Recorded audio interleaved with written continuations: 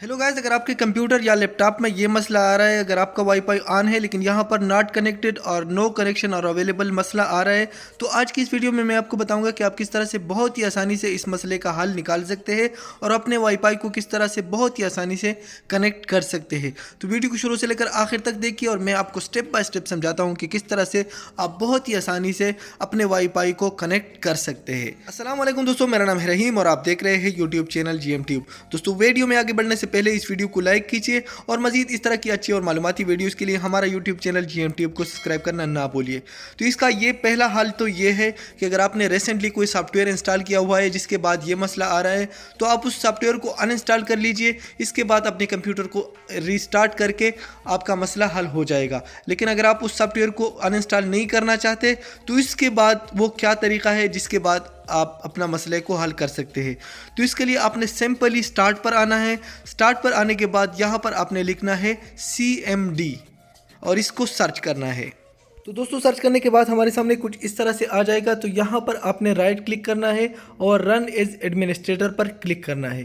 तो जैसे आप रन एज एडमिनिस्ट्रेटर पर क्लिक करेंगे तो आपके सामने कुछ इस तरह से टेबल ओपन हो जाएगा। तो यहाँ पर आपने लिखना है IPCONFIG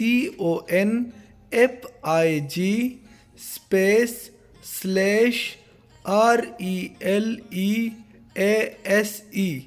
जैसे आपको स्क्रीन पर नज़र आ रहा है, सेम आपने इसी तरह लिखना है और इसके बाद आपने एंटर पर क्लिक करना है। तो जैसे आप एंटर पर क्लिक करेंगे तो यहाँ पर आपने एक बार फिर लिखना है IPCONFIG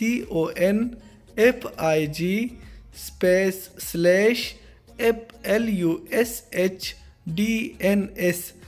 तो जैसे आपको स्क्रीन पर नज़र आ रहा है, सेम आपने इसी तरह लिखना है और इसके बाद आपने एंटर पर क्लिक करना है। एंटर पर क्लिक करने के बाद यहाँ पर आपने लिखना है IPCONFIG /RENEW। तो जैसे आप ये सब कुछ लिखेंगे तो आप अब एक बार फिर आपने एंटर पर क्लिक करना है। तो हम एंटर पर क्लिक करते हैं। एंटर पर क्लिक करने के बाद आपने यहाँ पर एक बार फिर लिखना है NETSH INT IP SET DNS। तो इसके बाद आप एंटर पर क्लिक करेंगे। तो जैसे आप एंटर पर क्लिक करेंगे तो कुछ इस तरह से हमारे सामने आ जाएगा। तो यहाँ पर ये लास्ट वन है। तो यहाँ पर आपने लिखना है NETSH WINSOCK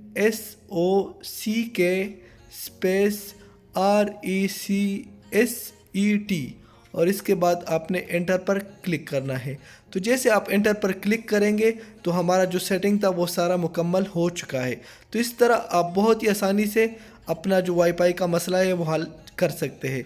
यहाँ पर मैं आपको एक बात बता दूं कि जब भी आप एक एक फार्मूला एंटर करोगे तो इसके बाद अपना वाईफाई चेक किया करें। हो सकता है आप एक ही फार्मूले के बाद आपका वाईफाई का मसला जो है वो हल हो गया होगा। तो इसी तरह आप देख सकते हैं हमारा जो वाईफाई है वो बिल्कुल ठीक हो गया है और कनेक्ट हो चुका है। जो भी मसला आ रहा था वो हल हो चुका है। अगर आपका ये मसला इस सारा सेटिंग करने के बाद भी नहीं आ रहा तो आप एक बार फिर अपना कंप्यूटर जो है वो रिस्टार्ट कर ले और इंशाल्लाह आपका जो मसला है वो हल हो चुका होगा। तो इसी तरह आप बहुत ही आसानी से ये मसला हल कर सकते हैं। तो दोस्तों, यही फुल प्रोसेस था। आई होप कि आप दोस्तों को समझ आ गया होगा। वीडियो पसंद आई हो, थोड़ा सा भी हेल्प मिला हो तो इस वीडियो को लाइक ज़रूर करें और मज़ीद इस तरह की अच्छी और मालूमाती वीडियोज़ के लिए हमारा यूट्यूब चैनल GM ट्यूब को सब्सक्राइब करना ना भूलिए। तो दोस्तों, फिलहाल के लिए बस इतना ही था। मिलते हैं बहुत जल्द एक नई और इंटरेस्टिंग वीडियो के साथ। तब तक के लिए अपना बहुत सारा ख्याल रखिएगा। Thanks for watching. अल्लाह हाफिज़।